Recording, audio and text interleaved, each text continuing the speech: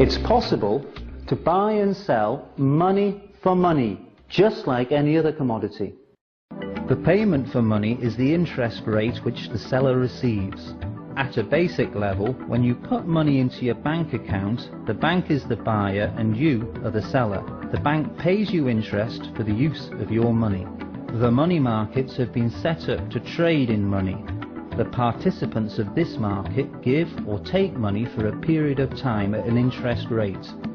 The companies, the banks and the state buy and sell money in the form of certificates of deposit, bills and bonds. These operations are made in the national currency.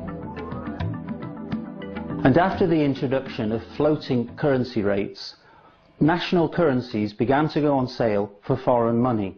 That is to say that money had become a commodity, an exchange commodity. Remember, one of the main properties of an exchange commodity is a way of gauging quality.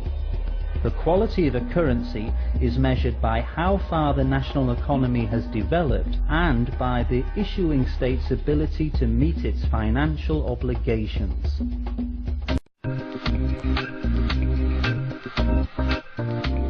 Today, almost all international transactions are carried out in 5 currencies. In prime position, the American dollar. In second place, the European currency unit, the euro. Next, the British pound, sometimes known as pound sterling. And then, the Japanese yen. Finally, we have the Swiss franc. Somebody once called it the safe refuge currency, since secret bank accounts are enshrined in the Swiss constitution. And for many wealthy people in today's world, this factor is, for some reason, immeasurably attractive.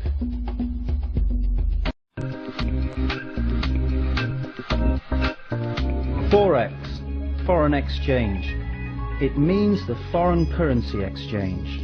Foreign currency is brought to other countries by tourists, businessmen, travellers, pilgrims. There are ships out at sea, carrying every possible cargo, and money flows around the world in exchange for these goods.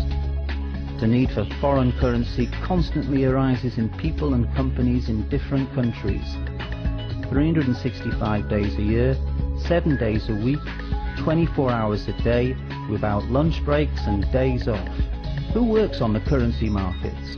First of all, there are the central banks of countries. They endeavour to maintain a currency rate to optimise their economic management. Then there are commercial banks. They aim to manage their customers' funds and preserve their own liquid assets.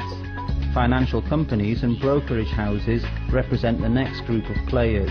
They set out to make money by dint of financial asset management and working as an intermediary. Well, last but not least, there's the private individual, people like you and me. The collective actions of private individuals underpin the financial policy of the higher levels in this hierarchy. The original currency trade was set up in national currency exchanges scattered around the globe. Business news services like Dow Jones, Bloomberg, Reuters and others collect currency quotations and sell them on to banks, investment companies and brokerage companies like Forex Club, for example. Although on each separate exchange the trade session lasts from approximately 10 o'clock until 6 p.m. local time, these sessions overlap each other like a relay race. Let's look at the setup. So, currency trading can be carried out throughout the 24-hour period without lunch breaks, but, to tell you the truth, with days off. During these days off, the stock exchange takes a break too, and when this happens, banks carry out foreign exchange transactions directly with each other when necessary.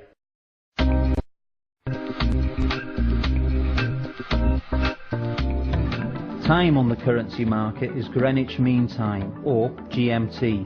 The Greenwich Meridian runs through Greenwich, a London borough. It's generally accepted that the end of the trading day is at 21:30 GMT. Now, I've got some good news and some bad news. The good news is that when the financial markets are closed in Western Europe and the United States, you can have a holiday, put your feet up, take a break from the exchange. The bad news is that you will find yourself working through local holidays.